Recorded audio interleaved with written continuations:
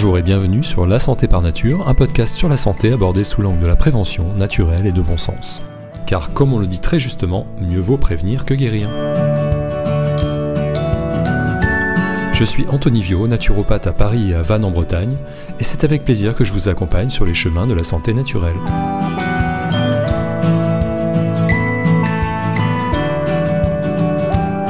J'entends souvent les personnes qui viennent me voir se plaindre de ne plus arriver à perdre de poids, malgré tout ce qu'elles ont déjà mis en place. C'est pour cette raison que j'ai développé un programme d'accompagnement individualisé sur 3 mois, incluant la naturopathie, la réflexologie plantaire et l'énergétique. C'est la synergie de ces 3 disciplines qui fait l'efficacité de ce programme afin de vous aider à transformer votre mode de vie et à réguler votre poids durablement, dans une optique de santé préventive. Vous bénéficierez en plus d'un suivi individualisé et en cadeau, je vous offrirai 6 e-books de santé naturelle. Alors si vous aussi rêvez d'être enfin libéré de vos kilos superflus, profitez de cet accompagnement unique en vous rendant sur mon site www.anthonyvio.fr. En attendant, je vous souhaite une bonne écoute. Dans cet épisode, j'ai eu envie de vous lire le discours que j'ai prononcé lorsque j'ai eu le plaisir d'être nommé lauréat du trophée ISUPNAT Demain 2023, récompensant les meilleures mémoires de fin d'études de mon école de naturopathie, dont j'ai été certifié en 2021. Ce mémoire, qui est en réalité une sorte d'essai, traite du lien entre santé humaine et santé de la nature. Il porte le même nom que ce podcast, La Santé par Nature, avec en sous-titre « Éco-naturopathie et symbiose terrestre ». Santé, écosystème, climat, même cause, mêmes effets. Il est constitué de 4 parties. Première partie, la naturopathie, une ressource pour le futur. Deuxième partie, l'appropriation destructrice de la nature et son impact sur la santé. Comment on en est arrivé là. Troisième partie, les bienfaits de la naturopathie sur la santé et sur notre milieu de vie. Et quatrième partie, société et santé, les perspectives, et maintenant. Si vous souhaitez le télécharger, il est disponible sur mon site. La première des 4 parties est téléchargeable gratuitement. Et si jamais vous voulez le lire en entier, vous pouvez télécharger la version complète moyennant 10 € que je reverse intégralement à 2 associations de préservation de la nature, Bloom et Agir pour l'environnement. Donc n'hésitez pas, vous ferez d'une pierre 2 coups. Et comme d'habitude, si vous appréciez ce podcast, n'hésitez pas à le partager, voire à lui mettre des étoiles, ça m'aide beaucoup à le faire connaître.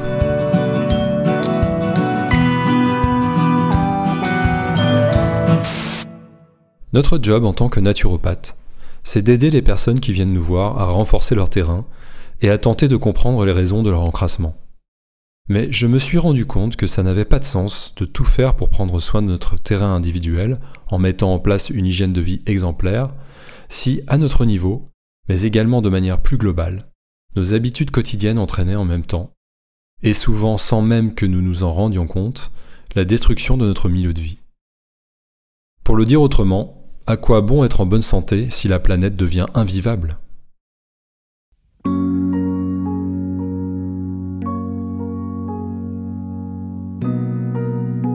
Je parle donc dans ce mémoire du fait que notre santé ne peut pas être dissociée de la santé des autres êtres vivants, malgré ce que nous avons cru pendant des décennies.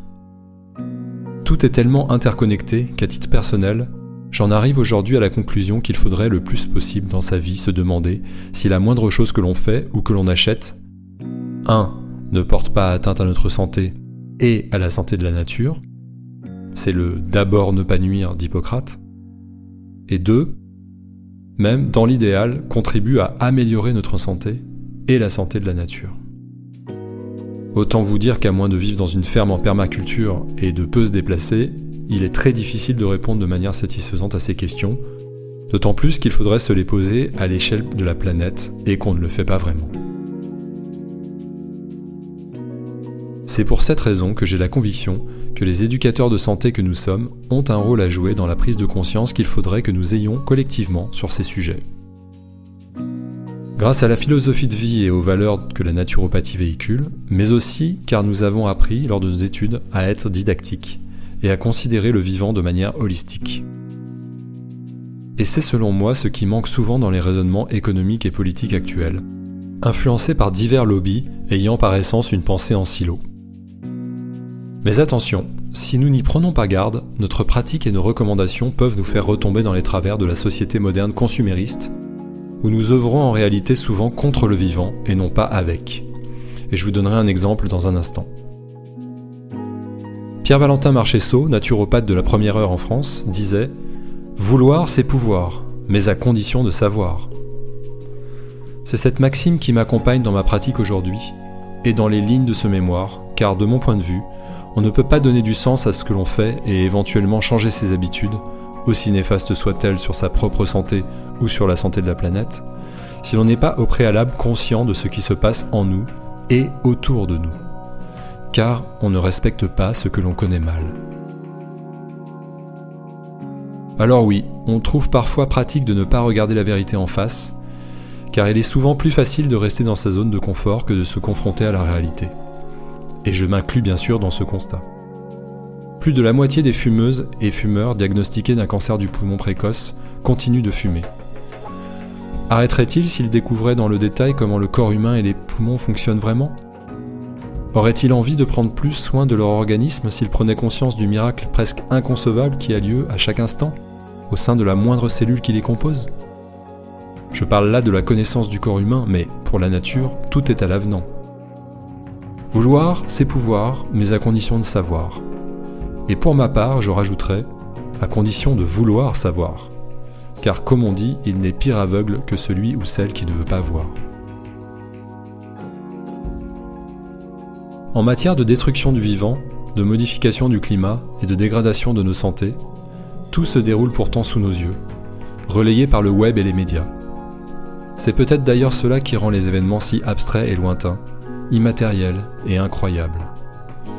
Depuis nos canapés, made in China, nous les observons sur nos écrans comme s'il s'agissait d'un film, d'une série, d'une fiction. C'est la chance et le drame de nos générations d'occidentaux.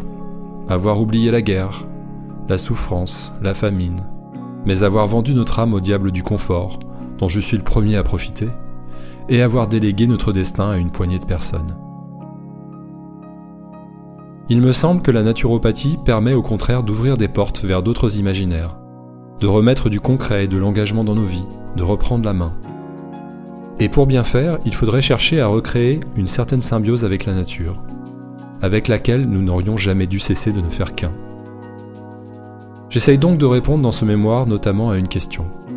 Comment un mode de vie inspiré par la naturopathie, fait de bon sens et de simplicité, peut-il à la fois nous aider à diminuer notre empreinte d'humain sur notre milieu de vie, et à la fois nous permettre de renforcer nos organismes pour nous préparer aux conditions de vie plus ou moins extrêmes qui nous attendent dans un futur de plus en plus proche.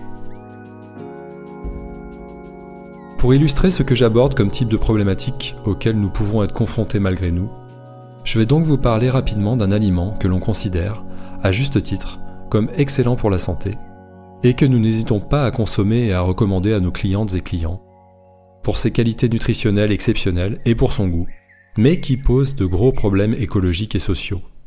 Cet aliment, c'est l'avocat. Je vous lis un court extrait de mon mémoire. Qui se soucie du fait que les avocats vendus en France sont en général importés de pays lointains comme le Mexique ou le Pérou ?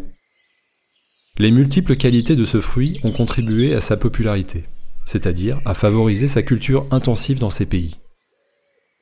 En 30 ans, les plantations d'avocatiers dans le Michoacán, au Mexique, sont passées de 31 000 à 118 000 hectares, ce qui a entraîné un phénomène de déforestation illégale des forêts de pins, de raquettes par les cartels de la drogue et une utilisation excessive de l'eau extraite des nappes phréatiques, ainsi que l'usage de pesticides.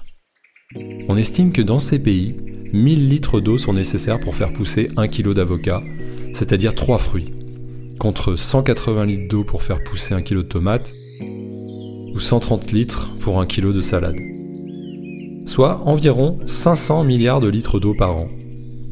Ce qui entraîne des pénuries d'eau potable ou, comble de l'absurdité, un manque d'eau pour les autres cultures locales traditionnelles comme le maïs, que certains de ces pays doivent maintenant importer pour nourrir leur population. Et la flambée des prix y transforme l'avocat en un produit de luxe, que les populations locales ne peuvent même plus s'offrir alors qu'il a toujours fait partie de leur régime alimentaire. Sans compter l'impact du transport en camion et en bateau avec des conteneurs réfrigérés à 6 degrés pendant 3 semaines. Enfin, en arrivant en Europe, les avocats qui ne remplissent pas le cahier des charges esthétiques imposé par la grande distribution sont jetés. Fin de citation. Pour conclure, vous vous souvenez qu'Hippocrate aurait dit « Que ton aliment soit ton médicament ? Même si l'on sait maintenant qu'il semble n'avoir jamais prononcé ces mots. Mais, plus important encore, il a dit « D'abord, ne pas nuire ». Pourquoi soigner si l'on peut éviter de tomber malade ? Si l'avocat peut effectivement parfois être un médicament pour ceux qui en mangent, sa culture, telle que pratiquée actuellement, même bio, nuit clairement à la nature et à de nombreux êtres humains. Donc, au final, elle nuit ou nuira à tout le vivant sur Terre. Une fois que nous avons pris conscience de ce problème, nous avons le choix de continuer à le consommer, ou pas, et de le recommander à nos clients, ou pas, en conscience. La culture de l'avocat est l'exemple type du fonctionnement de nos sociétés. Nous mettons en place des filières avec producteurs, transporteurs, consommateurs, sans nous soucier de la souffrance et de l'épuisement des ressources qu'elles engendrent. Et sans nous rendre compte qu'elles détruisent à petit feu l'habitat terrestre de toutes les espèces, y compris la nôtre.